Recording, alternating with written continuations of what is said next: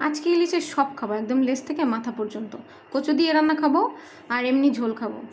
এ কোনো সাধারণ কচু নয়লা, এ কিন্তু সাহেব কচু।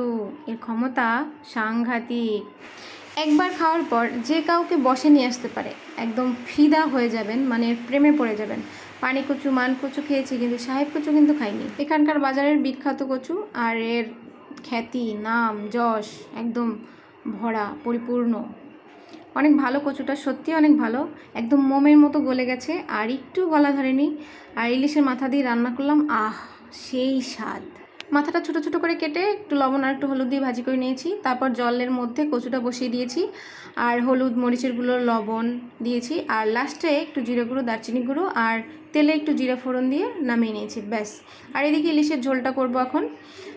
বেগুনটা ভাজি করে নিয়েছি, আলুটা কষাচ্ছি, মাছগুলো ভাজা হয়ে গেছে, জল দিয়ে দিলাম। মাছ ভাজা এবং বেগুন ভাজার একবারে দিয়ে দিলাম। নামানোর আগে একটু জিরা ফোড়ন দেবো, ব্যাস। ইলিশের ঝোলের থেকেও আজকে আমার কচু রান্নাটা বেশি ভালো লেগেছে।